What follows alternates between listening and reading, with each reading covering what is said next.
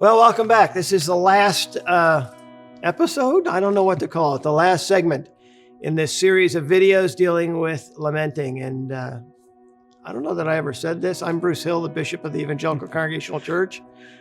This is Ken Miller, who, as I said, is a pastor of one of our churches and also a longtime theology professor, and Steve Brubaker, who is a counseling pastor. And I've really appreciated you guys joining me for this conversation and hope it's been helpful to you. And as we start this last segment, I just want to read a quote and that says, "How we think about ministry supports self-care." Mm-hmm. How does that work, Steve? Yeah, I think one of the principles out of that is how we think is how we do. And I think sometimes we don't remember to think well about ministry in and of itself because we want to do well. And what I mean by that, I think we have to, as pastors, we need to incorporate, there was an inner calculus in the mind of Christ, I believe, where, he got tired at times. He was a real human being, 100% human, 100% God. But he wasn't driven by the press of the crowd. And I think we can learn from that. In the book of John, you read it, Jesus only did what the Father wanted him to do. He also, I asked the question, why didn't he heal everybody while he was here before he ascended? He could have zapped everyone and made them all better. He looks at the paralytic at the Bethesda pool and he says, "Do you want to get healed?" And I'm thinking, that's a crazy question. I'm thinking, of course he does. But then you realize, you go into it a little more deeply, not everybody wants to get better. So Jesus expended himself on those that wanted to get better. So somehow I think self-care starts with how we think. We can't be driven by the press of the crowd because the need is insatiable.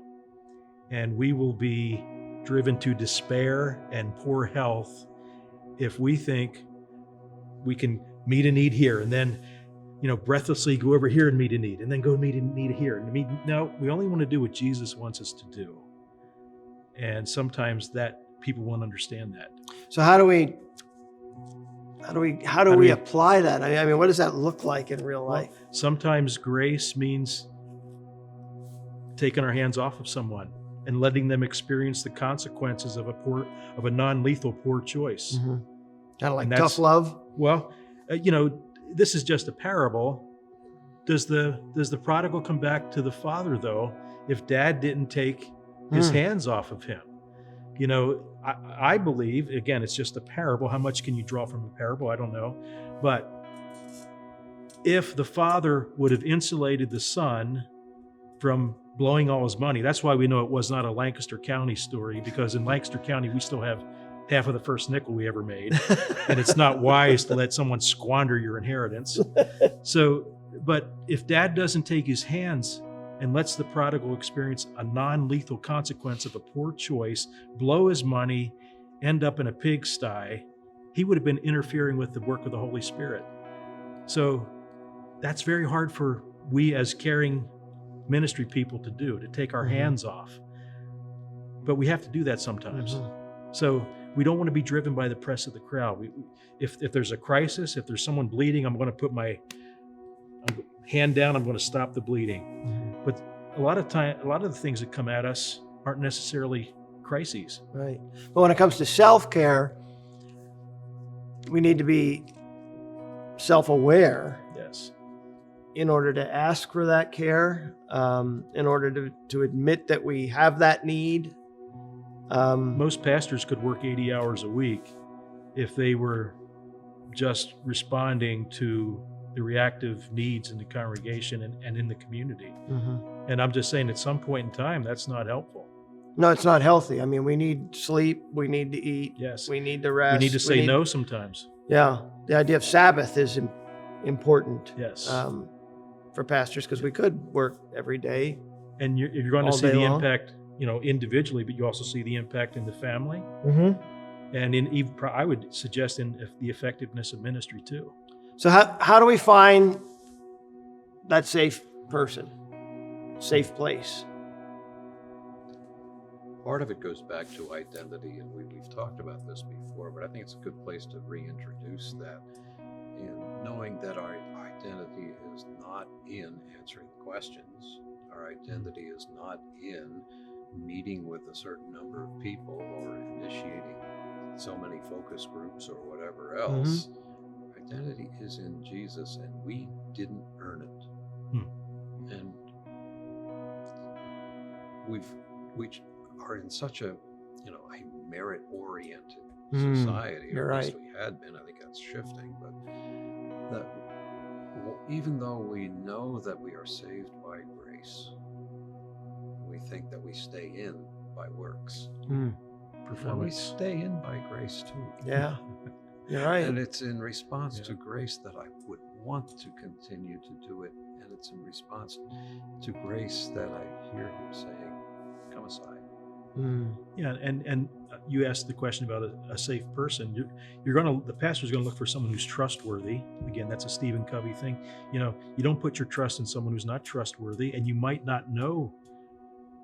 It might take time to realize, who can I trust here, so that I can. But we need to find that person. We need to find. We can't walk alone. We aren't created to. No. We follow a communal God, a God of relationship, where you see perfect relationship in the Trinity itself. So we're just modeling relationship on this planet, prior to heaven. Sometimes by not seeking someone or accepting someone who might be there as someone to walk with, we're actually resisting the Holy Spirit. Sometimes I think we've drawn too sharp a line between what the Holy Spirit does and what people do. I thought our theology said that the Holy Spirit indwells people. If I'm going to find the Spirit, I'm probably going to find him in another person. And that is that person speaking through the strength of the Spirit, being the voice of the Spirit, that I'm really going to make some progress in terms of healing, in terms of being whole. I need to have the expectation that the Spirit's voice will take on a human voice. Well, thank you, guys. I want to wrap this up now. We need that help. We all do. It's been, as Jeremiah said, an awful time. Yeah. We all recognize that. We struggle with it. We may still struggle with it. As Jeremiah said, I'll never forget this. And yet, we do believe, I think speaking for the three of us, that God is still at work. Redeeming his creation, at work in us. And as Ken just said, the Holy Spirit's presence encourages me. Just having this conversation over these 12 segments has been encouraging to me. I again appreciate that. And I trust that you will be able to find somebody, that safe person or group of pastors, group of people that you can meet with, that you can help to unburden, but also help to carry their burdens. Unburden yourself, share that, and walk together in the fullness of the life of discipleship, because that's what it's really about. Living out life with the Holy Spirit's guidance, with his leading, and honoring God so that his kingdom would come to earth as it is in heaven. So thanks for joining us. Thank you, guys. I really appreciate it. Thanks for the opportunity. You're welcome. You're welcome. Thanks. Bye-bye.